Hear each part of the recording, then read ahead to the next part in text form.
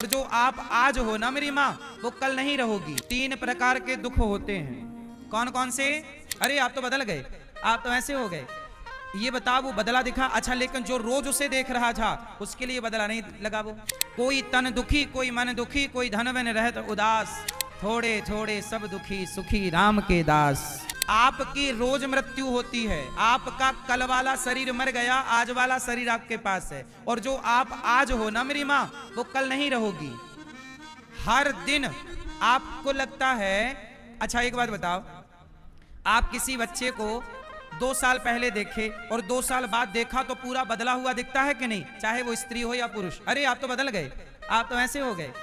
ये बताओ, वो बदला दिखा? अच्छा, लेकिन जो रोज उसे देख रहा था उसके लिए बदला नहीं लगा। वो इसका मतलब ईश्वर का संहार इतना सूक्ष्म है कि वो हमारी आपके जल्दी से पकड़ में, लेकिन उत्पत्ति भी हर क्षण चल रही है, पालन भी हर क्षण चल रहा है और संहार भी हर क्षण चल रहा। बोलो चुटकी बजाओ, सब लोग चुटकी बजाओ। बस इतनी देर में आपके शरीर में बहुत सारे सेल बन गए और इतनी देर में आपके बहुत सारे सेल समाप्त हो गए। इतनी देर में आप बदल गए मेरी माँ। मतलब आपका हर पल शरीर बदल रहा। ये उत्पत्ति हो रही है, ये पालन हो रहा है और ये संहार। एक साथ सृष्टि के 3 काम चलते हैं। उत्पत्ति भी हाथों हाथ, पालन भी हाथों हाथ और संहार भी। पर ये ईश्वर की सृष्टि इतनी सूक्ष्म है कि ये जल्दी आंखों में नजर।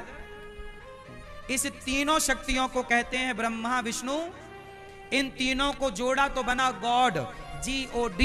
G for generator, O for operator, D for destroyer. Generator means Brahma ji, operator means भगवान विष्णु, डिस्ट्रॉयर मीन्स शंकर। इन 3 शक्तियों को चुरा लिया दुनिया के लोगों ने और तीनों को नाम दे दिया god. GOD, god. Oh my god. ठीक है, तो ये भगवान का परिचय है। तो ये भगवान है सच्चिदानंद, विश्वोत्पत्त्यादि हेतवे तापत्रय, सारे दुखों का नाश करने वाले भगवान हैं। और ऐसे भगवान, दुख कितने तरह के होते हैं मैया? कितने तरह के दुख होते हैं भैया? पीले भैया बताओ। अनेक। आप भैया?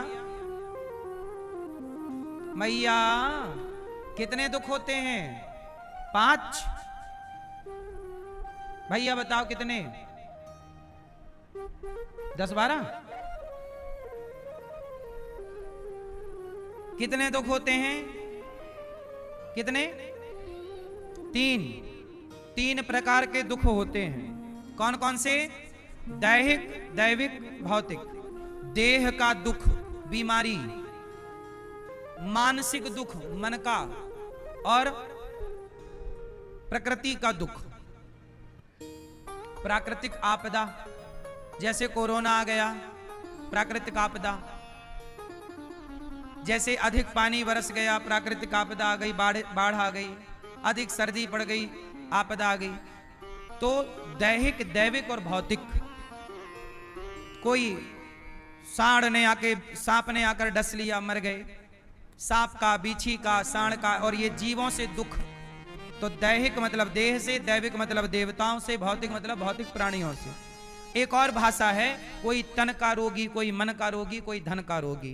तन मन धन का दुख होता है, या तन का दुख या मन का मानसिक तनाव।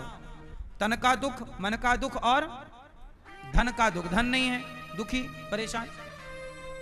कोई तन दुखी, कोई मन दुखी, कोई धन बन रहत उदास, थोड़े थोड़े सब दुखी, सुखी राम के दास।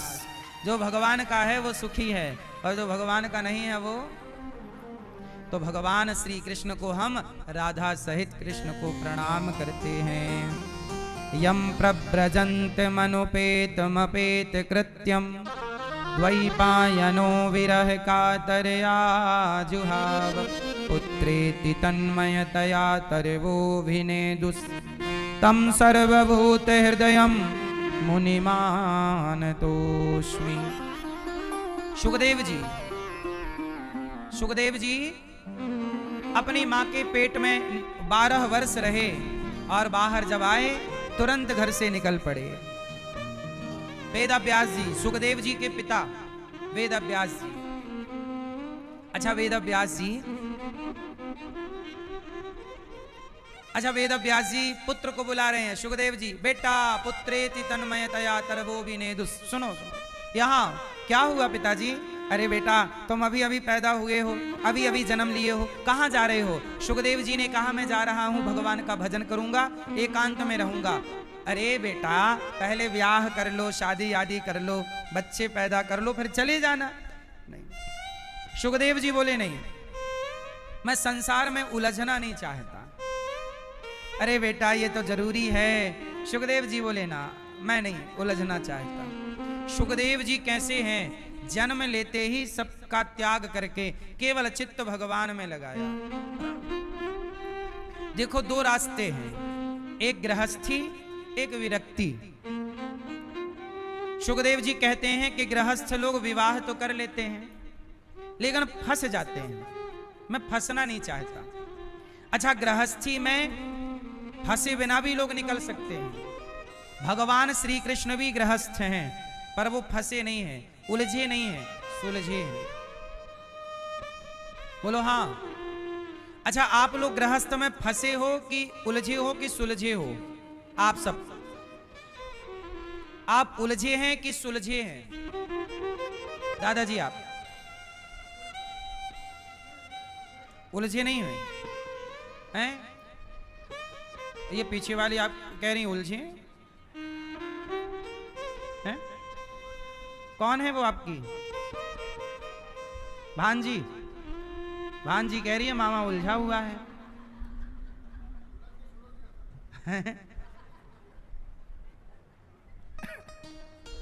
सुनो मामा, मैया आप उलझी हो कि सुलझी हो? आप सुलझी, उलझी नहीं हो।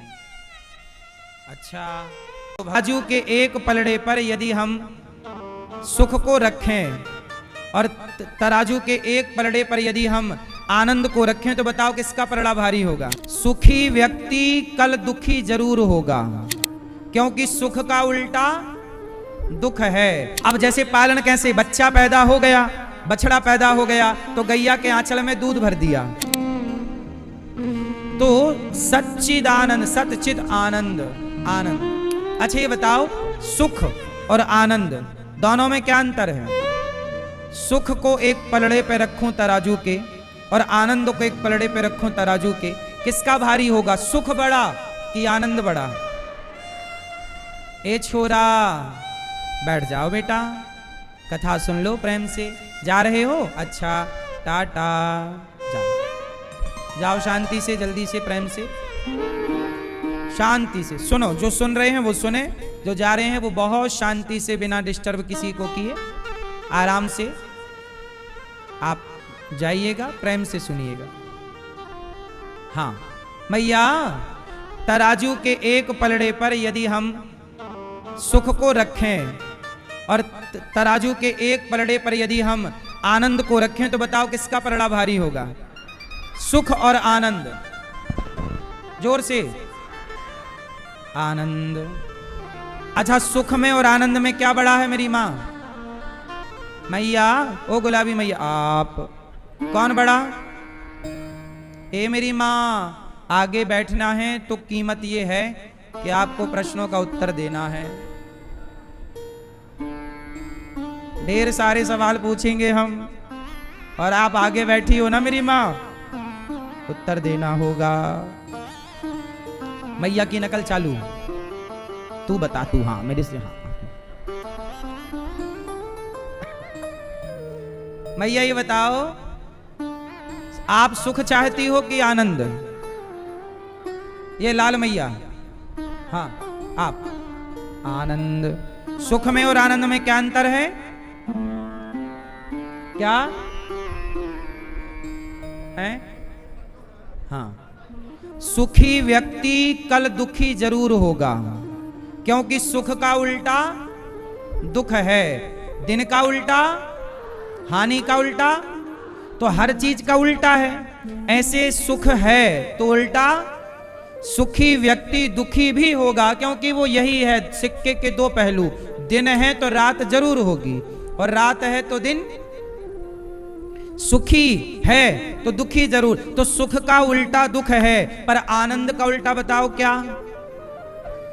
आनंद का उल्टा, आनंद का उल्टा आनंद ही रहेगा। इसलिए कहते हैं कि नंद के आनंद भयो, सुखी व्यक्ति दुखी हो सकता है पर जो आनंद में है वो सदा आनंद में रहेगा। इसलिए भगवान से सुख की कामना नहीं, आनंद की कामना। हे प्रभु हमें आनंद में रखिए, सुख में नहीं। सुखी तो जाएगा फिर दुखी होगा, पर आनंद वाला सदा आनंद में रहेगा। इसलिए भगवान का नाम है आनंद। मैया जा रही हैं। अरे मैया आप कहीं भी बैठो पूछेंगे आपसे ही। मैया यहाँ से उठकर वो यहाँ तो पूछ रहे हैं सवाल, कहीं भी बैठ जाना पूछेंगे आपसे ही।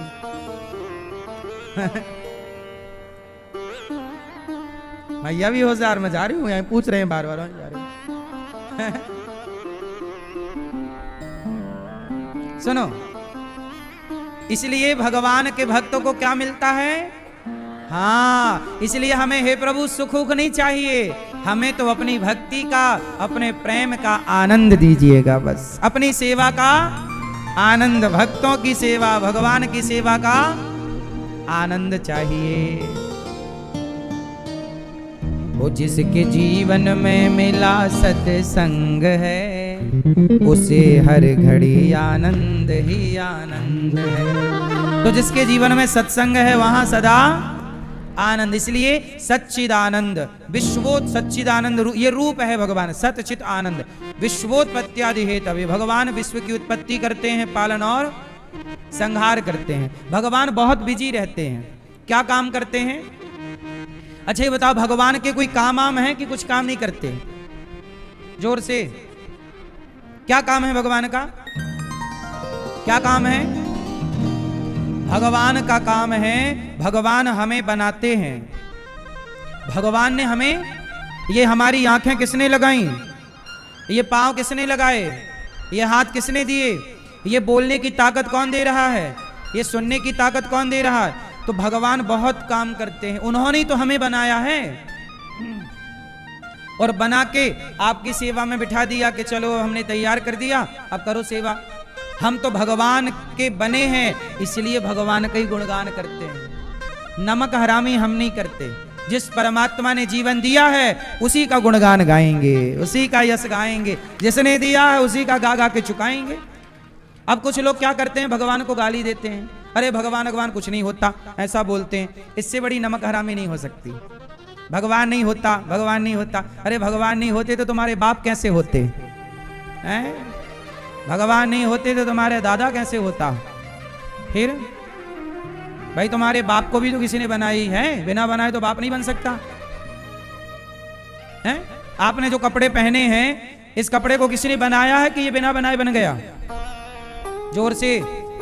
आपने जो चश्मा पहना है, ये बनाया है किसी ने कि बिना बनाए बन गया? जब बिना बनाए चश्मा नहीं बन सकता, बिना बनाए कपड़ा नहीं बन सकता, तो बिना बनाए भला ये संसार कैसे बना होगा?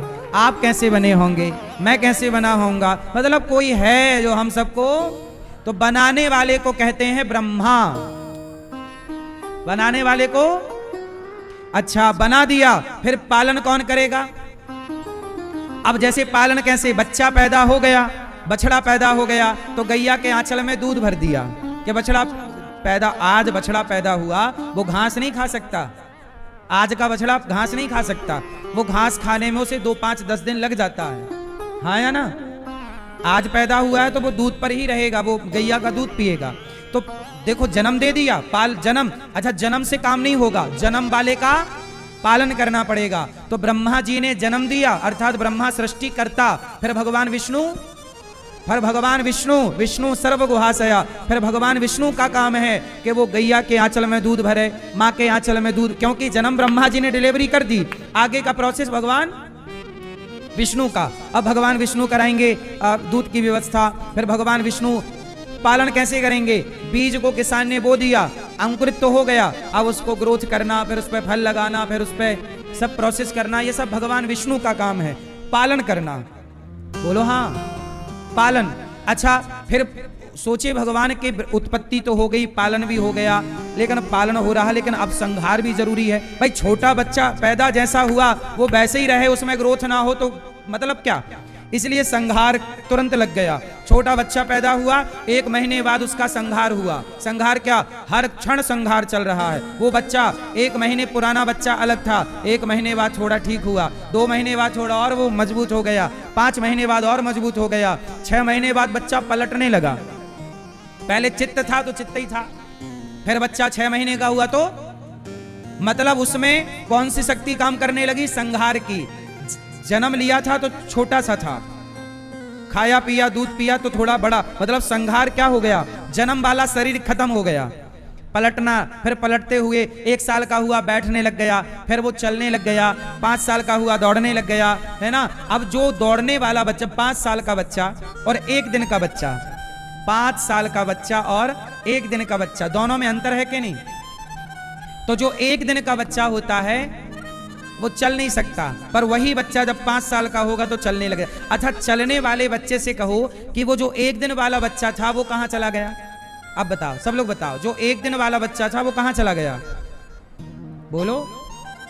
तो आपको कच्चा नारियल बनना है कि पका। पोता दादी की तरफ बिल्कुल नहीं, वो अपना मस्त है कि बेटे को सब सौंप कर जो कुछ बचाया अपने लिए, मस्त धाम में जुड़ गए। बाप मरा बाप के लिए रोए, पत्नी मरी पत्नी के लिए रोए, भाई मरा भाई के लिए। अरे रो रहे, ठीक है, थोड़ा सा रो लेना, हम कह रहे। ओ भैया, हाँ आप उलझे हो सुलझे हो, चश्मा वाले भैया, सफेद टी-शर्ट वाले, आप उलझे हैं कि सुलझे हैं। हाँ हाँ पीछे भैया चश्मा वाले, क्या उलझे, उलझा कौन सुलझा कौन, मैं दोनों की परिभाषा बता दूं, फिर आप लोग देखना कि आप कौन से में मैच कर रहे हैं। उलझा, उलझा हुआ कौन है, जो अपने बेटा से बेटी से जरूरत से ज्यादा प्यार कर रही है या कर रहा। मेरा बेटा, मेरी बेटी, मेरा पोता, जरूरत से ज्यादा। बेटा लात मार रहा फिर भी मेरा पोता मेरा बेटा, और बेटा देख नहीं रहा है और फिर भी माँ मेरा बेटा मेरा बेटा। ये जरूरत से ज्यादा उलझे हैं। अच्छा एक बात देखो, आपने गृहस्थ में बेटा माँ बाप की तरफ कम देखता है, माँ बाप ही ज्यादा बेटा बेटा बेटा, और बेटा है कि वो देखते ही नहीं। पोता, पोता दादी की तरफ बिल्कुल नहीं, वो अपना मस्त है, लेकिन दादी मेरा पोता मेरा पोता। उलझी है मेरी माँ, है ना। अब जैसे मरने का टाइम है और बूढ़ी बूढ़ी मैया तिजोरियों की छल्ले लिए घूम रही हैं।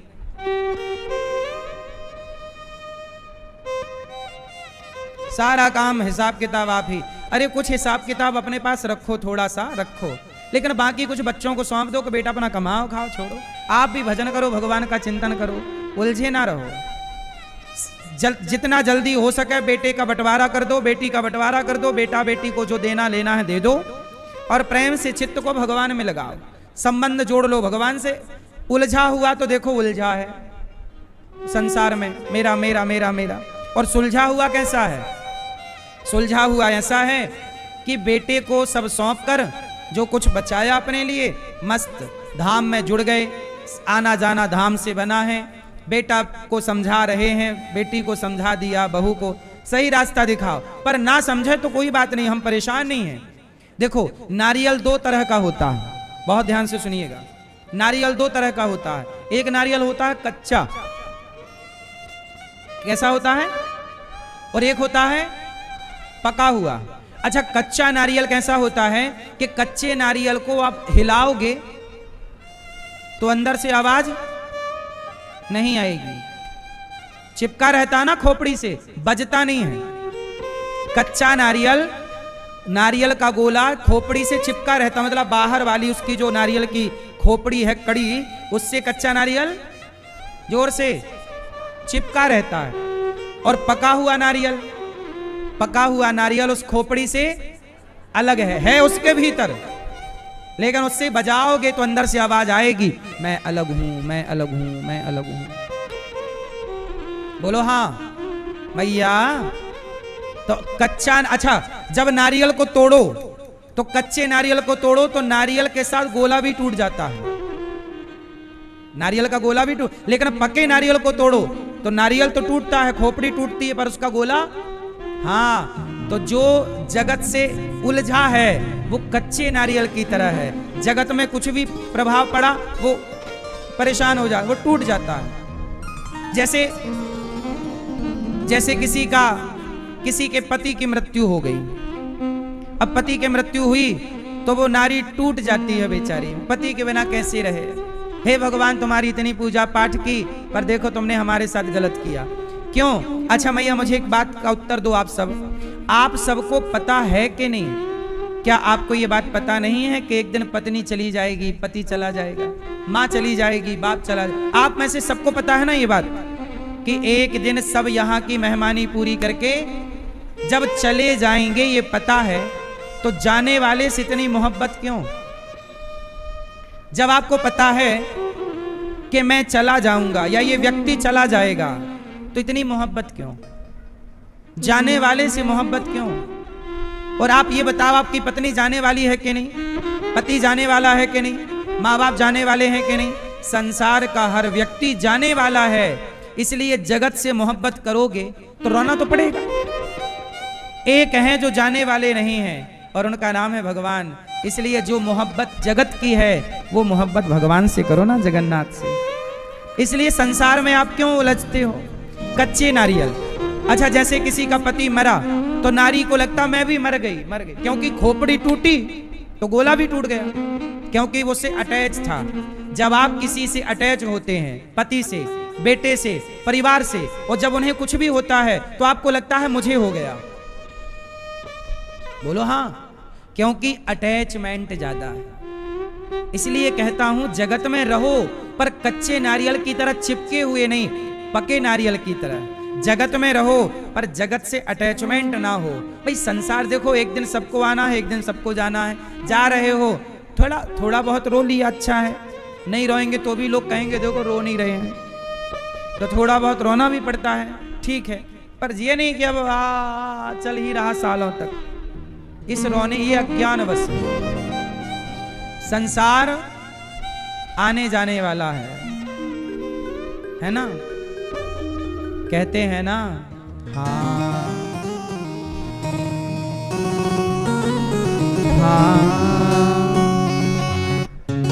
एक पल की जिंदगानी, एक पल की जिंदगानी, एक रोज सब को जाना, बरसों की क्यों तू सोचे, पल का नहीं ठिकाना।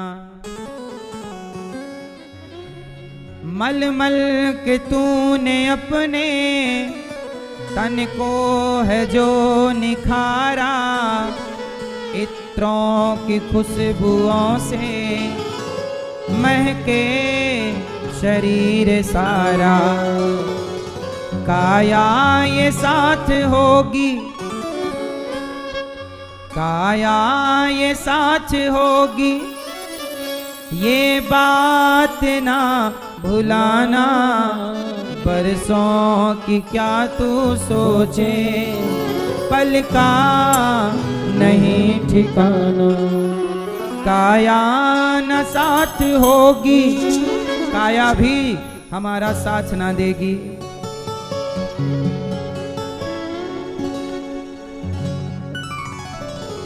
मन है हरि का दर्पण, मन में उसे बसा ले, करके तू कर्म अच्छे, कुछ पुण्य धर्म कमा ले। कर दान और धर्म तू प्रभु को अगर है पाना, बरसों की क्यों तू सोचे, पल का नहीं ठिकाना। एक पल की जिंदगानी, एक रोज सबको जाना, बरसों की क्यों तू सोचे, पल का नहीं ठिकाना। आएगी वो घड़ी जब कोई न साथ होगा, कर्मों का तेरे सारे एक एक हिसाब होगा। ये सोच ले अभी तू, फिर वक्त ये न आना, वर्षों की क्यों तू सोचे, पल का नहीं ठिकाना। मैया इसलिए कहता हूँ, नारियल कच्चा है तो आपको कच्चा नारियल बनना है कि पका? क्या? हाँ है पका। कच्चे रहोगे तो इसके लिए उसके लिए उसके लिए रोते रहना पड़ेगा, क्योंकि आज ये कल वो परसों वो, सबको एक दिन सबका स्टेशन आता जाएगा, सब एक दिन। तो किस किस के लिए रोओगे? माँ मरी तो माँ के लिए रोए, बाप मरा बाप के लिए रोए, पत्नी मरी पत्नी के लिए रोए, भाई मरा भाई के लिए। अरे रो रहे ठीक है, थोड़ा सा रो लेना हम कह रहे हैं, लेकिन ये सब तो यात्री हैं ही। क्या आपको पता नहीं कि सब जाने वाले? मैं भी तो उसी रास्ते में हूं। हम लोग लड़कपन, जवानी, बुढ़ापा, फिर मर जाना, फिर जन्म लेंगे, फिर वही क्रम हमारे साथ। हमारे संग एक रोग लगा है। आप में से कितने लोगों ने बचपन में चोरी की है खाने पीने की? भगवान ने रूप क्या बनाया है? मनुष्य का। अब आप में से बहुत लोगों का चित्त चुरा लेंगे। अब आप घर जाओगे ना, अच्छा नहीं लगेगा। भगवान ने चोरी लड़कपन में की, जवानी में की कि बुढ़ापे में की? हैं? छोटे से। और याद रखिएगा, चोरी, छोटा बच्चा चोरी करता ही करता है। खाने पीने की चीजें, कोई भी चीज भोग लगाने के लिए रखो, उसे दिख जाए वो भोग छोड़ो, भगवान पहले कहा, बाद में खाएंगे, भगवान पहले हमें दो। नहीं दोगे तो जैसे मौका मिलेगा उठा के खाने लग जाएगा। बोलो हाँ। छोटे बच्चे का स्वभाव ही होता है। बोलो हाँ। यदि तुमने सीधे नहीं दिया तो वो चुपके से खा लेगा। बोलो हाँ। मैं बचपन में अयोध्या जी में जब मैं पढ़ने गया तो मेरी बचपन में वहां पे ड्यूटी थी भोजन नाश्ता बनाने की, बाल भोग। तो एक दिन जहां मैं बाल भोग बना रहा था वहां रसगुल्ले रखे थे, गुलाब जामुन। तो मैं छोटा तो था ही उस समय, वो खाने का शौकीन। अब भोग वोग लगा के नहीं भगवान को, वो तो जा राम जाने। पर अपने राम गए, ढक्कन हटा एक गप से, फिर ढक्कन लगा, फिर अपना काम, देखा कोई नहीं है, फिर रसगुल्ला निकाला, खा गए। वो क्या था? वो बच्चे का वो स्वभाव है। आप में से कितने लोगों ने बचपन में चोरी की है खाने पीने की है ना?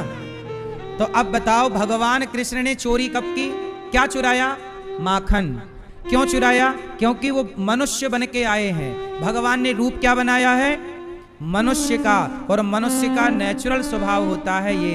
तो जब मनुष्य बने हैं भगवान, तो मनुष्यों की सारी लीला करनी है ना, इसलिए। अच्छा, भगवान माखन तो चुराते हैं, एक चीज और चुराते हैं। भैया बताओ भगवान और क्या क्या? मक्खन तो चुराते हैं, और क्या चुराते हैं? क्या? चीर। चीर की भी बात नहीं कर रहा हूं मैं। चीर तो चुरा के लौटाए। चीर तो इसलिए चुराए कि गोपियां वो निर्वस्त्र होके नहा रही थी, तो कहीं गलत परंपरा, नग्न होके नहाने की परंपरा ना चल पड़े, तो चुराया, बाद में लौटाए कि आइंदा ये गलती मत करना। तो चीर और माखन को मैं थोड़ी देर के लिए। और क्या चोर करते हैं? क्या नाम है भगवान का?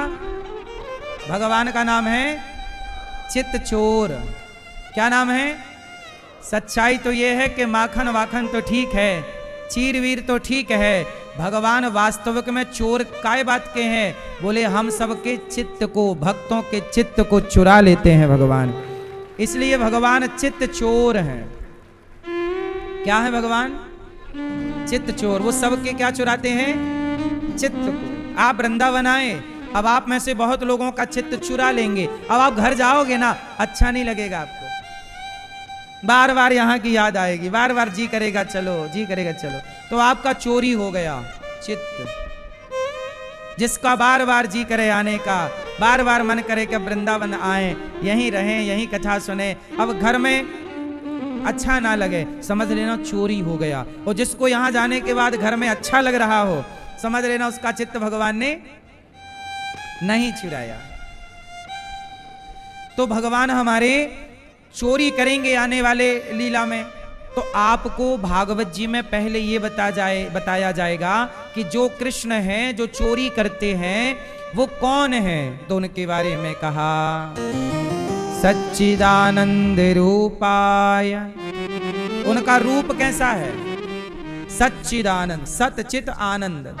भगवान सत मीन्स ईश्वर ही सत्य है। सब जगह जो आप देखते हैं ना, हम सच्चे नहीं, आप सच्चे नहीं, हम सब ना बदल रहे हैं, इसलिए हम सच्चे नहीं हैं। हम लोग लड़कपन, जवानी, बुढ़ापा, फिर मर जाना, फिर जन्म लेंगे, फिर वही क्रम हमारे साथ। हमारे संग एक रोग लगा है, जन्म का और मृत्यु का। लेकिन भगवान के पास ये रोग, हम जन्मा है और भगवान प्रभु अजन्मा है, इसलिए हम असत्य हैं, भगवान सत्य है। इसलिए कहते हैं कि राम नाम वही सत्य है। जो मरा हुआ है वो असत्य है, जो मर गया असत्य। भाई सत्य होता तो मरता क्यों? सत्य कभी नहीं मरता। मरता कौन है? झूठ। तो संसार कैसा है? झूठा है।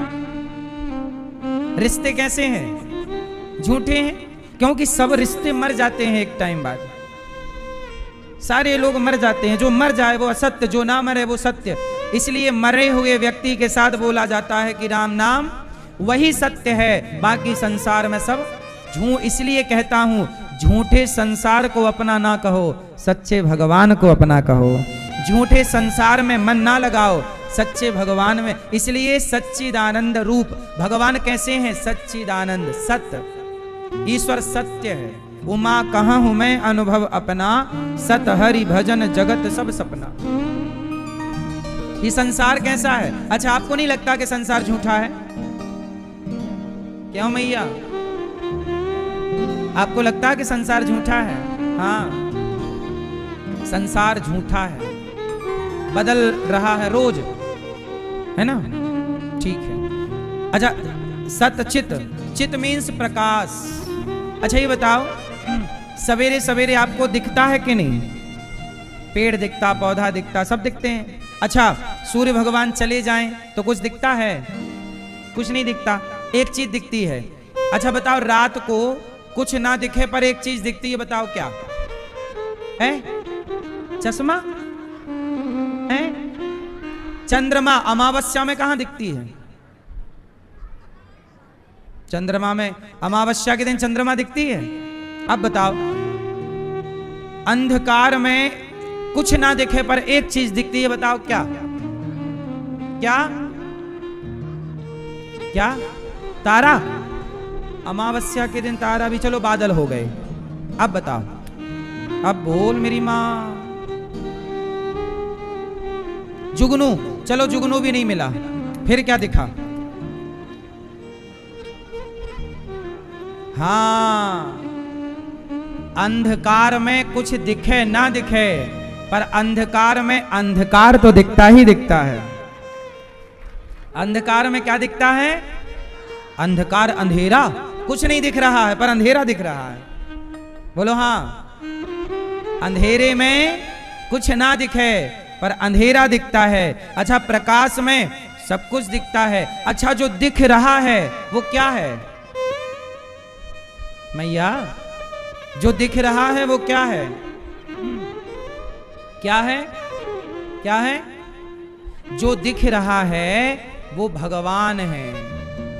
जो दिख रहा है वो क्या है? भगवान।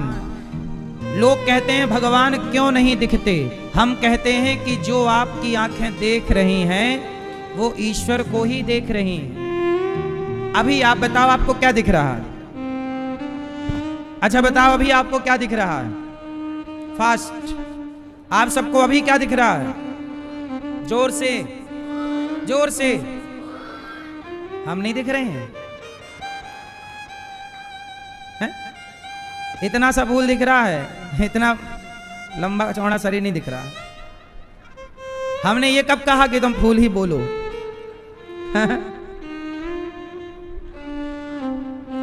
अच्छा एक बात बताएं, चलो आपने फूल कहा, स्वीकार है। आपको क्या दिख रहा है? फूल। अच्छा ये बताओ, मुझे क्या दिख रहा है? मुझे दिख रही हैं ये माँ, ये पिता तुल्य बुजुर्ग, ये बच्चे, ये कूलर, ये टीवी, ये पंखा, ये प्रकाश, ये रंग, आपके कपड़ों का रंग, मुझे ये सब कुछ दिख रहा, भगवान जी भी दिख रहे हैं, जगन्नाथ जी भी दिख रहे हैं, पुष्प भी दिख रहा, मुझे जो दिख रहा है। अच्छा एक बात बताओ, कुम्हार की दुकान में जाओगे तो कुम्हार की दुकान में घड़ा भी दिखता है और मिट्टी के बर्तन भी दिखते हैं और मिट्टी के खिलौने भी दिखते हैं, मतलब बहुत सारी वैरायटियां हैं। ये वो बचपन में ना अपन लोग मेला जाते थे तो माटी की चकरिया लाते थे,